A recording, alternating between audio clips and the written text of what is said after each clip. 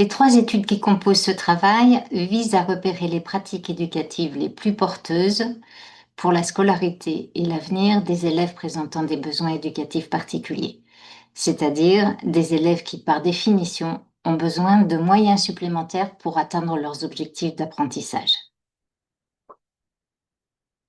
Les enquêtes internationales montrent que dans tous les pays européens, plus de 20% des jeunes ne parviennent pas à maîtriser les bases de la lecture et des mathématiques.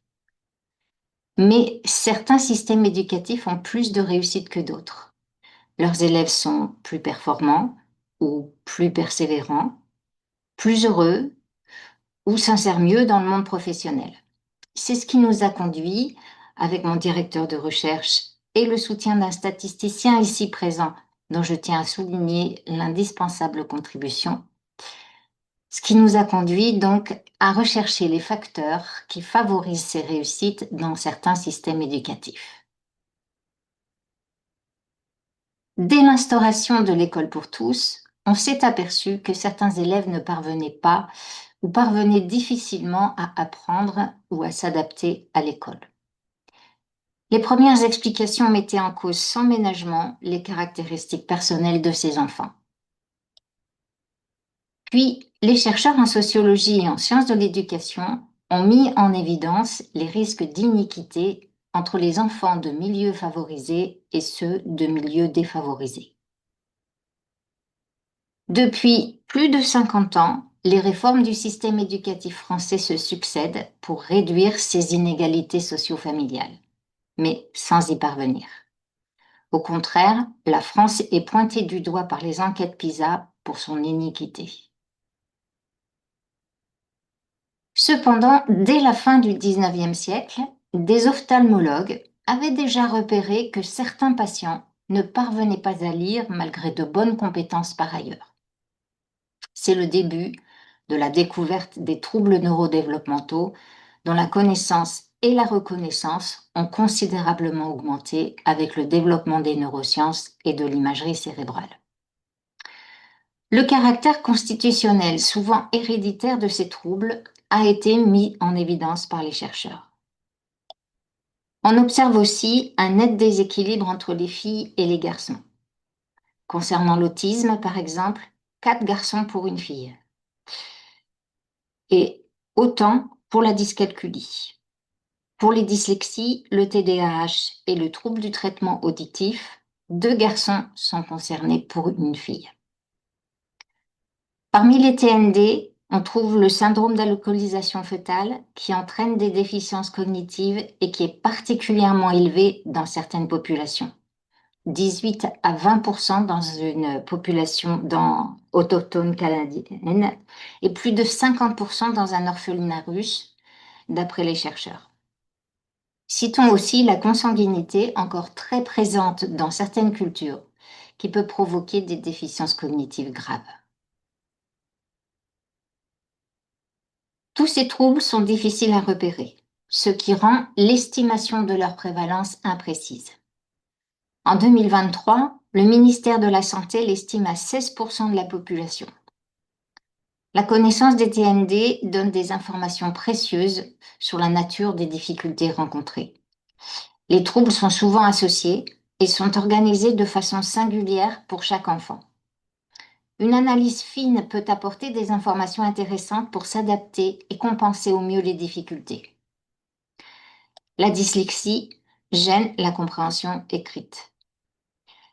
La dysphasie, probablement le trouble le plus handicapant, gêne le jeune pour comprendre les consignes écrites comme orales.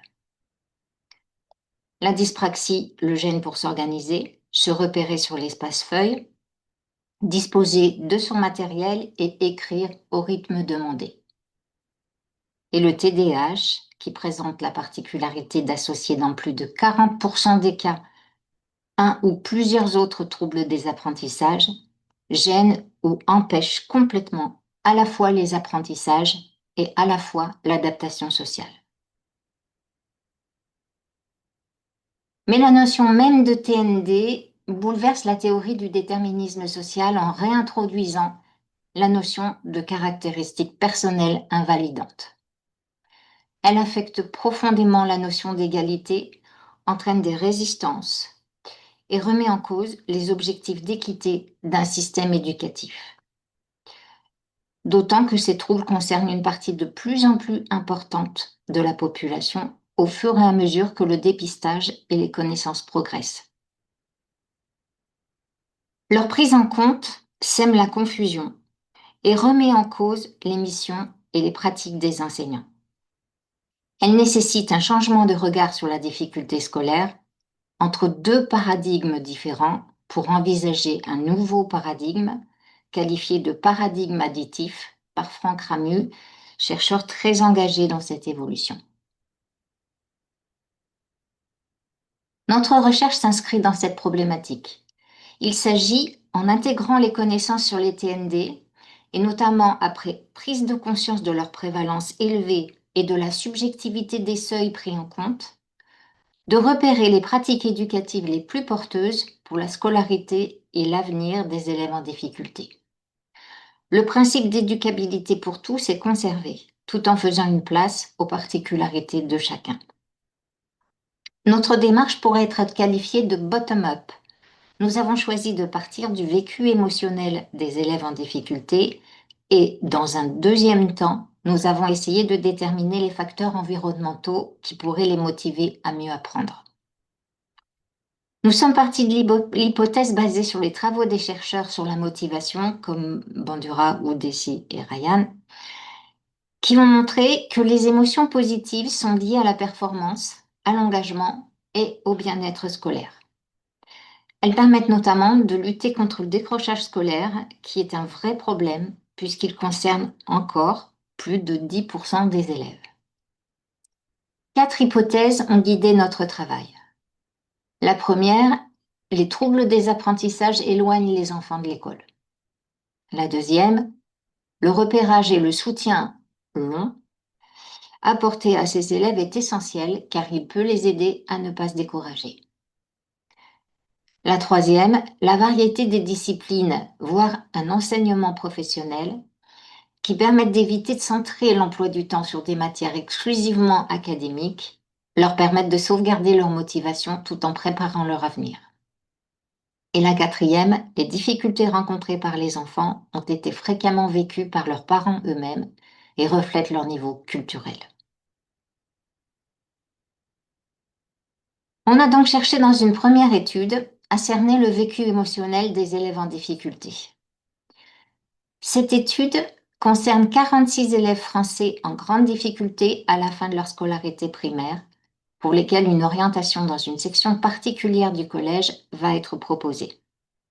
Leurs goûts et leurs centres d'intérêt ont été comparés à ceux de 82 autres élèves constituant un groupe témoin. Une deuxième étude d'une portée beaucoup plus importante a été réalisée à partir des données du PISA 2018. Elle concerne environ 180 000 élèves de 28 pays européens. On a étudié plus particulièrement les réponses aux questions posées aux élèves concernant leur motivation et mis en lien celle-ci avec les caractéristiques des 5 systèmes éducatifs choisis pour notre recherche.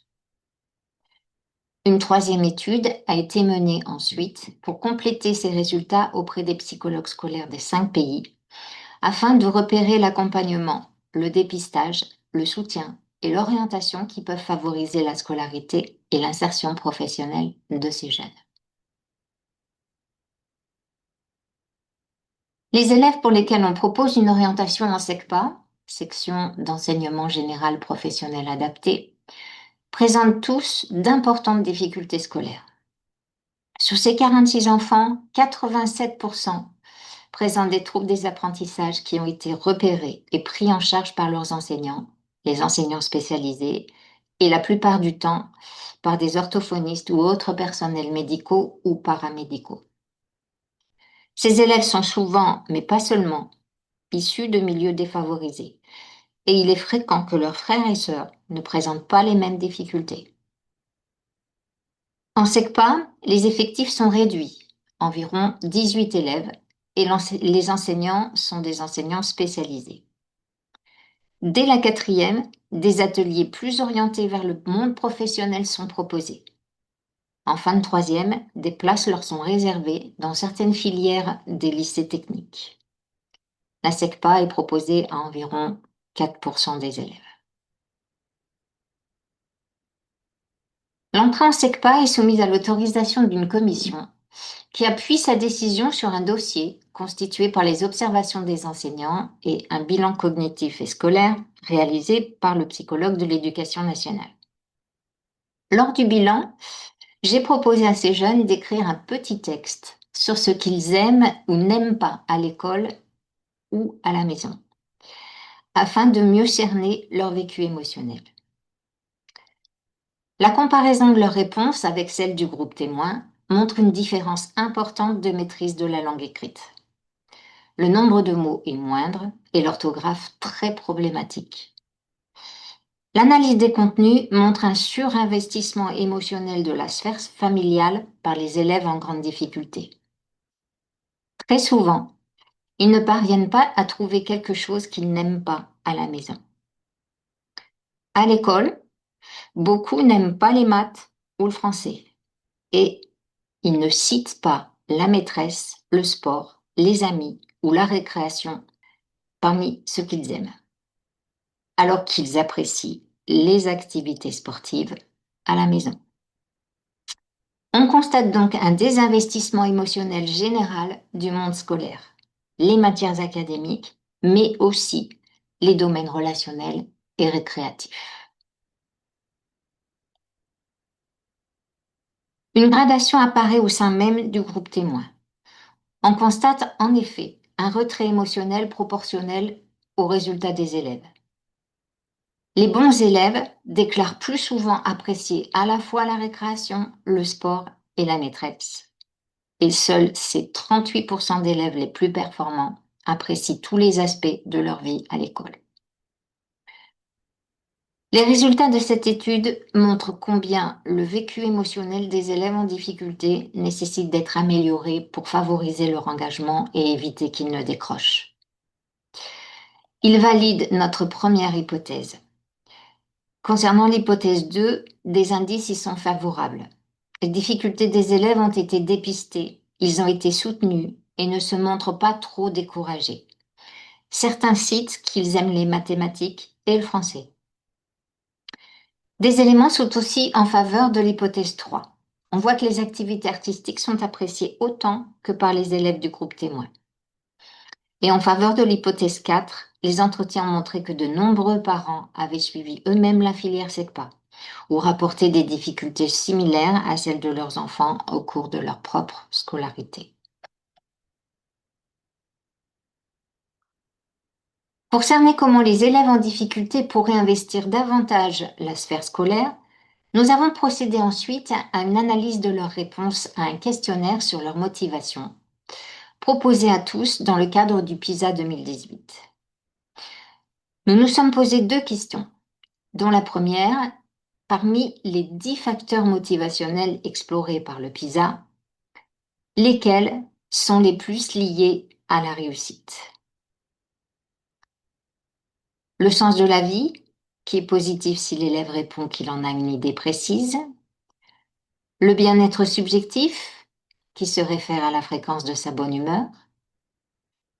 L'attitude envers les activités scolaires, qui se réfère à la conscience qu'il a de l'importance de l'école. L'esprit de compétition, qui est le désir de faire mieux que ses camarades. La peur de l'échec, qui se réfère au doute que celui-ci induit sur les projets d'avenir de l'élève. La persévérance, qui se réfère au désir de s'améliorer. La motivation au désir de bien faire. Le sentiment d'efficacité personnelle, qui se réfère à la fierté de réussir. Le sentiment d'appartenance, au fait de se sentir à sa place dans son établissement. Ou le goût pour la lecture, qui est la valeur attribuée par l'élève au fait de lire. Notre hypothèse est que les facteurs motivationnels qui font défaut aux 23% d'élèves de niveau 1 en lecture sont des leviers pour les faire progresser vers le niveau 2 niveau de compétences nécessaires pour participer pleinement à la vie de la société selon l'OCDE. Lors de l'analyse univariée de ces 10 facteurs, nous avons pu constater que tous sont liés au niveau de lecture, avec en premier lieu le goût pour la lecture. Ces facteurs sont corrélés entre eux, justifiant le recours à une analyse multivariée. La régression multilinéaire a permis d'isoler 4 facteurs déterminants. En tout premier lieu, le sentiment d'appartenance, puis le goût pour la lecture, ensuite le peu de sens trouvé à sa vie et la peur de l'échec. Et on s'aperçoit que les 2 derniers sont des facteurs négatifs sur le plan émotionnel. La performance scolaire est très inégalement répartie entre les filles et les garçons, notamment pour les élèves les moins performants, qui sont à 62% des garçons. C'est certainement à mettre en relation avec la prévalence inégale, selon le genre, des troubles des apprentissages dont on a parlé plus haut. Ce constat et un fort effet du genre apparu dès les analyses univariées nous a amené à différencier filles et garçons pour modéliser la réussite de tous les élèves. Le modèle obtenu montre que le plaisir de lire et le sentiment d'appartenance sont importants pour les 2 sexes, bien que leur poids relatif soit différent. La performance en lecture est liée à un moindre sens trouvé à sa vie pour les filles comme pour les garçons. Mais on voit que les filles sont aiguillonnées par la peur de l'échec, alors que les garçons sont davantage stimulés par la compétition. La régression multivariée pour les élèves de niveau 1C à 2 montre que le sentiment d'appartenance est encore plus important, notamment chez les garçons pour lesquels le plaisir de lire n'entre plus en ligne de compte. Tout comme le goût pour la compétition. Pour eux, c'est la persévérance qui les fait progresser. On constate aussi que pour les garçons, et plus encore pour les filles, la performance en lecture est associée à un moindre sens trouvé à sa vie. La deuxième question de notre étude concerne les variables contextuelles. Lesquelles sont les plus susceptibles d'améliorer les facteurs motivationnels mis en évidence pour les élèves fragiles en lecture? Ces variables contextuelles sont de 3 ordres. Celles qui sont exogènes au système scolaire, au nombre de 11. Celles qui sont endogènes, appréhendées par les questions posées aux élèves, au nombre de 12. Et celles qui sont endogènes, appréhendées par les questions posées au chef d'établissement. Et il y en a 16. L'influence respective de ces variables sur les facteurs motivationnels a été à nouveau analysée par régression multivariée. Les résultats montrent que le sentiment d'appartenance est renforcé par le soutien parental et par un bon climat de classe, c'est-à-dire que les élèves écoutent ce que dit le professeur. Il est diminué par le feedback de l'enseignant, c'est-à-dire le fait de dire à l'élève comment il peut améliorer ses résultats. Il est diminué par le redoublement aussi et par le nombre élevé d'élèves par enseignant. Le sens de la vie est amélioré également par le soutien parental, par un bon climat de classe. Il est amélioré par l'orientation et par l'attitude de l'enseignant. Peu autoritaire, rarement absent et bien formé selon les réponses du responsable de l'établissement. Ce qui rend perplexe vu que le sens trouvé à sa vie est lié négativement à la réussite en lecture. La persévérance des garçons est améliorée par le soutien parental, encore une fois, et par le peu d'élèves de milieux défavorisés dans l'établissement. L'aisance matérielle du foyer est un facteur limitant, ainsi que le nombre trop élevé d'élèves par enseignant. Pour les filles, le goût pour la lecture est lié au fait que ce soit des filles.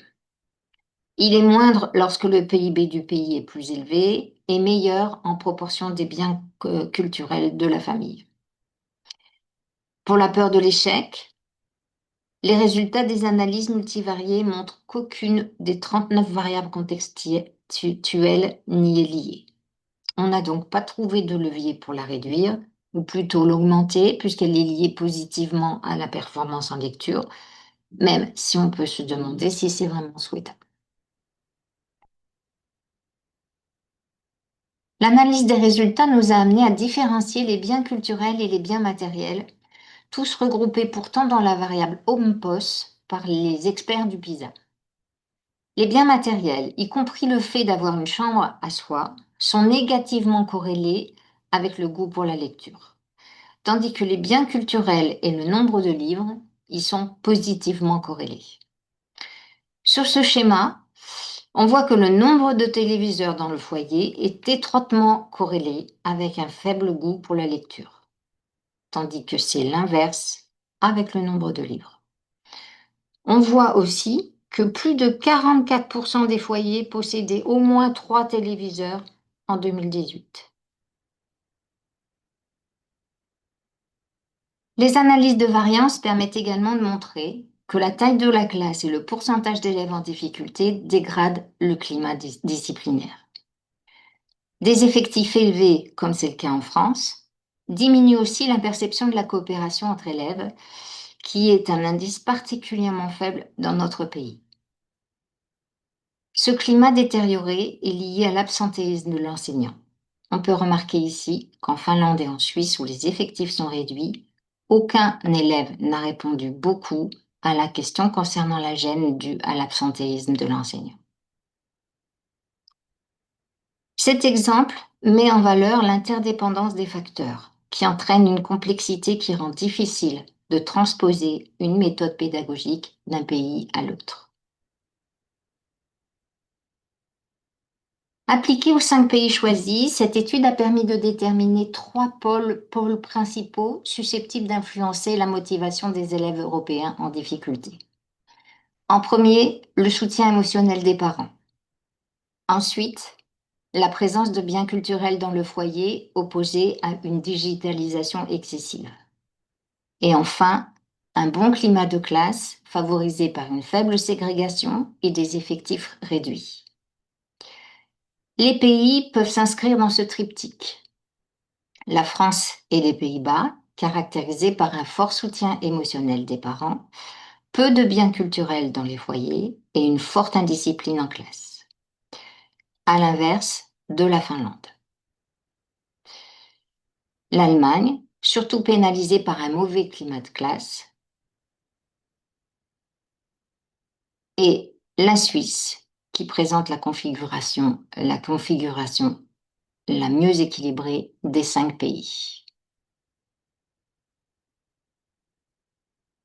En conclusion, l'hypothèse 1 concernant l'effet de rejet de l'école suite aux difficultés est validée une nouvelle fois par l'analyse univariée.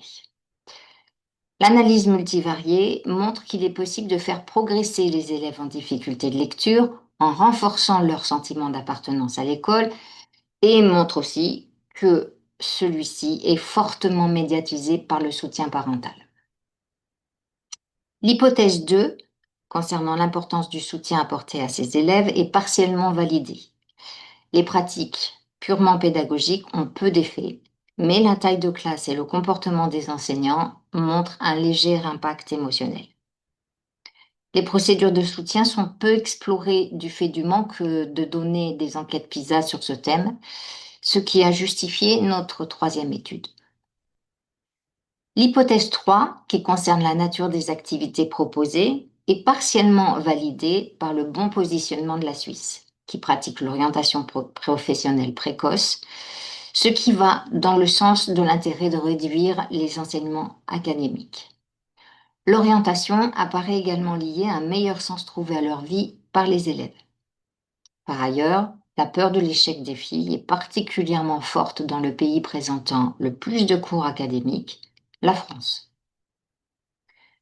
L'hypothèse 4 est validée par le lien entre le niveau culturel des familles avec la réussite en lecture et par l'effet décisif du soutien émotionnel des parents en faveur de l'école.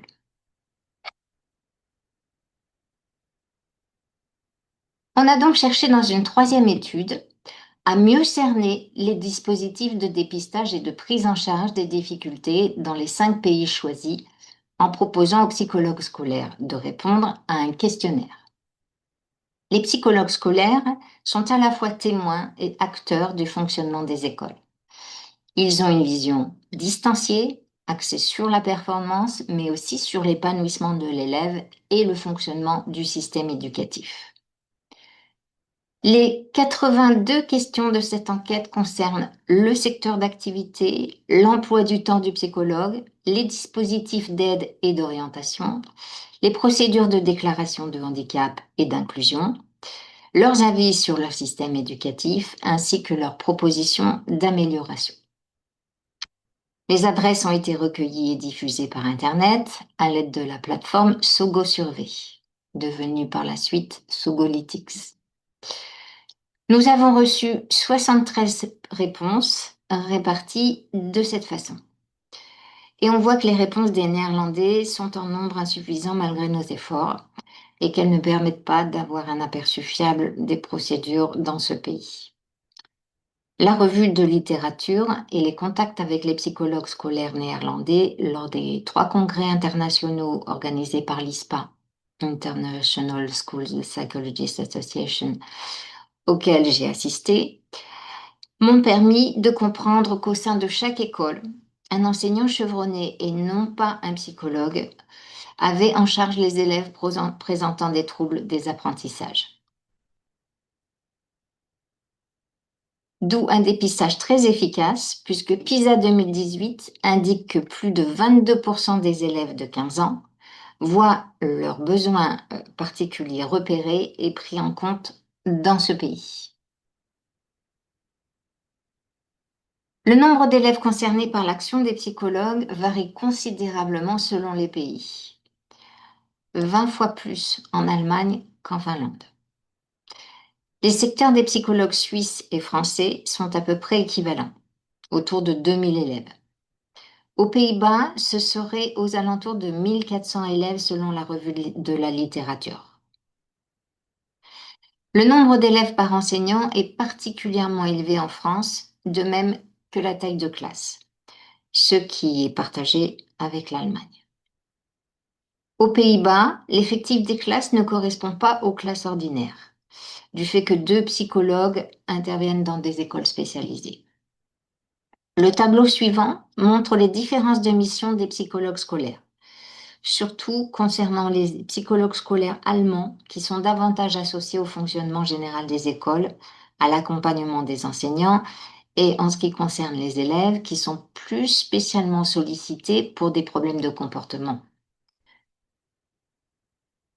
Les échanges avec certains d'entre eux lors des congrès de l'ISPA m'ont permis de comprendre que ce sont des enseignants spécialisés qui font passer les tests pour repérer les besoins particuliers des élèves. Les psychologues français, quant à eux, accompagnent peu les enseignants. Ils interviennent beaucoup dans la sphère du handicap et rédigent de nombreux comptes rendus. Les psychologues finlandais interviennent dans tous les domaines d'activité proposés. Cette particularité provient certainement de la taille réduite de leur secteur. Les psychologues néerlandais, dont 2 sur les 5 répondants travaillent dans des établissements spécialisés, participent aux commissions d'orientation, ce qui est un peu le cas en Finlande et pas du tout dans les 3 autres pays. Concernant les prises en charge, ce tableau montre que dans 3 des 4 pays, nous avons enlevé les Pays-Bas, faute de réponse en nombre suffisant. Donc dans ces 3 pays, le soutien aux élèves en difficulté par les enseignants spécialisés est beaucoup plus important qu'en France, où l'on a très peu d'enseignants spécialisés, surtout depuis la décision du gouvernement de fermer de nombreux postes en 2008. Ce qui veut dire que les aides dans notre pays sont essentiellement externalisées.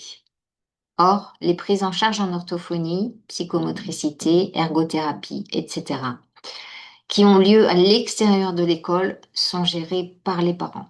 Et c'est une source d'inégalité qui est souvent socialement connotée. On constate aussi l'absence d'assistantes sociales intervenant dans les écoles primaires françaises et l'insuffisance des classes spécialisées. Un deuxième point concerne les instances décisionnelles. Par exemple, les aides humaines sont attribuées en France par une commission externe à l'école, dont les membres ne connaissent pas les enfants. C'est le cas aussi en Allemagne, où ce sont des services municipaux dédiés à la jeunesse qui prennent ces décisions, mais qui probablement connaissent les enfants.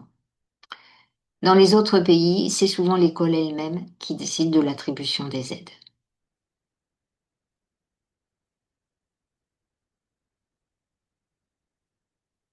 La question concernant le dépistage du TDAH et sa prise en charge est fondamentale pour les écoles compte tenu des difficultés d'adaptation scolaire que ces élèves peuvent présenter, qui peuvent aller jusqu'à empêcher le bon déroulement de la classe, épuiser un enseignant, voire toute une équipe enseignante.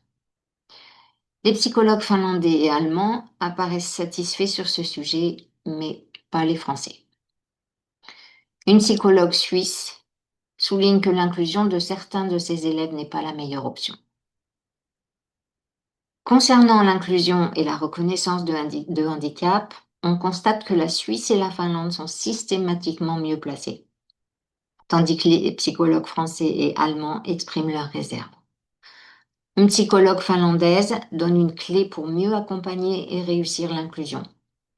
La possibilité pour les enseignants de gérer eux-mêmes les aides à dispenser, y compris le recours aux aides spécialisées.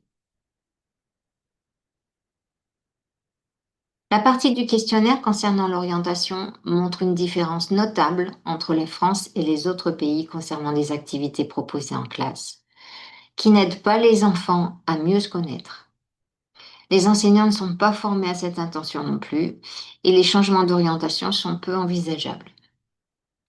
Le système éducatif français n'est pas considéré comme performant pour répondre à l'insertion professionnelle de tous les jeunes par les psychologues. Notons cependant que les psychologues qui ont répondu sont essentiellement des psychologues dits EDA, c'est-à-dire des psychologues qui exercent dans le premier degré. Et c'est d'ailleurs une caractéristique des psychologues français que cette séparation systématique entre le premier et le second degré. Certaines réponses pointent un peu plus les difficultés du système français face aux problèmes d'apprentissage des élèves. Le manque de formation des enseignants, notamment sur ce sujet, contrairement aux psychologues des 4 autres pays. L'avis des enseignants est insuffisamment pris en compte d'après les psychologues français et allemands, tandis que les psychologues finlandais confirment la confiance accordée aux enseignants dans leur pays, régulièrement évoquée dans la revue de littérature. Concernant l'évaluation globale de leur système éducatif, les psychologues suisses et finlandais confirment son bon fonctionnement sur les 4 points explorés par l'étude, c'est-à-dire les apprentissages, le bien-être des élèves, la prévention du décrochage, la qualité de l'insertion professionnelle, à l'inverse du système français qui est mal évalué sur tous ces points, et du système allemand pour lequel le bien-être et la prévention du décrochage n'apparaissent pas satisfaisants. En conclusion, on retient de cette étude l'efficacité du système scolaire finlandais pour le soutien apporté aux élèves et suisse pour la préparation à l'entrée dans la vie professionnelle. En France, le nombre d'enseignants spécialisés est insuffisant, de façon spectaculaire comparé aux autres pays, et les enseignants sont seuls et démunis pour répondre aux besoins particuliers des élèves. Les psychologues scolaires allemands sont plus impliqués auprès des enseignants et du fonctionnement des institutions qu'auprès des élèves en difficulté qui sont plutôt pris en charge par les enseignants spécialisés et par des services municipaux extérieurs à l'école.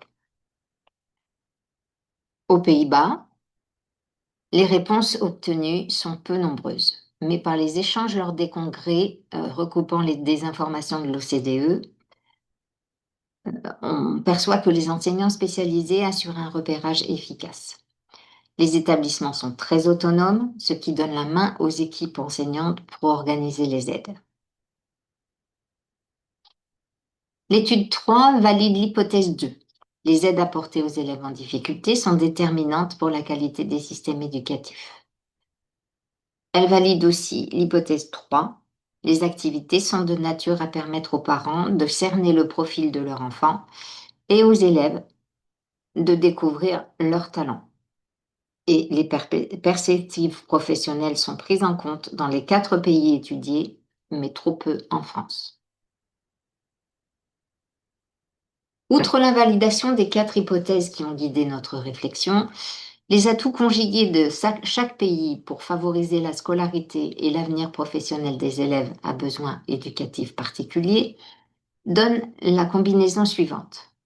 On retient la qualité du repérage des besoins des élèves aux Pays-Bas, la richesse des curricula, la qualité et la durée du soutien auprès des élèves, l'inclusion et le rôle décisionnel des enseignants en Finlande. Des effectifs réduits et des filières professionnelles attractives choisies par goût et non par dépit en Suisse. Le support des institutions spécialisées en Finlande et aux Pays-Bas. Et les possibilités pour les élèves néerlandais d'accéder aux formations universitaires de 3e cycle. Le tout nécessitant probablement les ressources financières du système suisse. Cette recherche portant sur un sujet très large est forcément incomplète, mais son spectre a apporté des réponses à mes préoccupations de professionnel de l'éducation. L'importance du vécu émotionnel des élèves apparaît au premier plan, et davantage encore pour ceux qui présentent des difficultés. Ce résultat mériterait à lui seul que l'on réoriente le fonctionnement des institutions scolaires selon ce principe de base.